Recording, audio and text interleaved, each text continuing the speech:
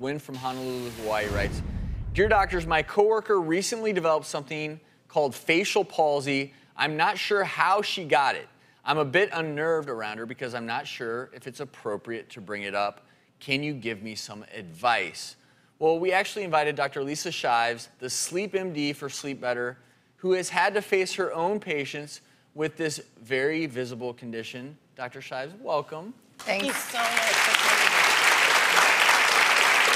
And explain to everyone what we're talking about and what you've had to deal with yourself. So a facial nerve palsy is there's a nerve that innervates, the one side of the face, and what typically happens, which was my case, I woke up in the morning and when I'm drinking my coffee and it like dribbles all down my shirt. And I went into the bathroom and I'm looking at myself and the thing is, all my medical knowledge went out the window, and I say to myself, oh my God, I'm having a stroke. I call a doctor friend, and he's like, you calm down, you're not having a stroke. And so sure enough, I went and I got the $1 million workup.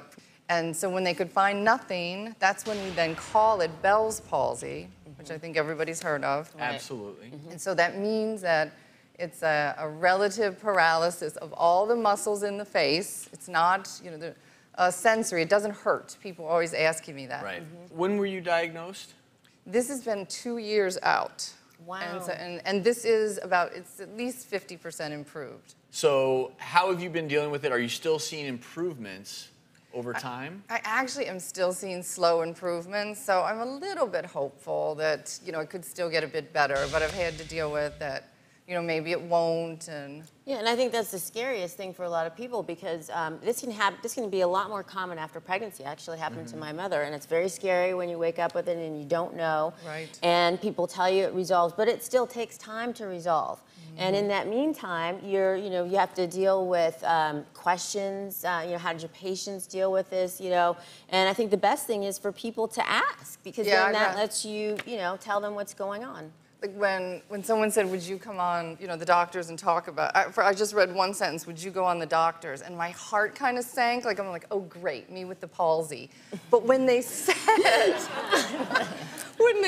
would you go on and talk about the palsy, I actually felt much better. I'd rather just talk about it, get it out in the open.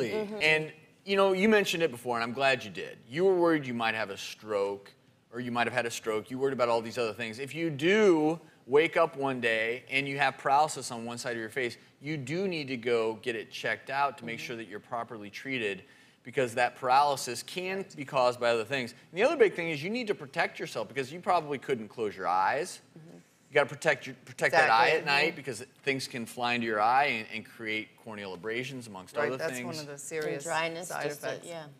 So while you're here, Dr. Shives, first of all, thank you so much for sharing your story because it is very brave, and I think very educational, so thank you. But will you stick around, and we'll answer a few more questions right up your alley?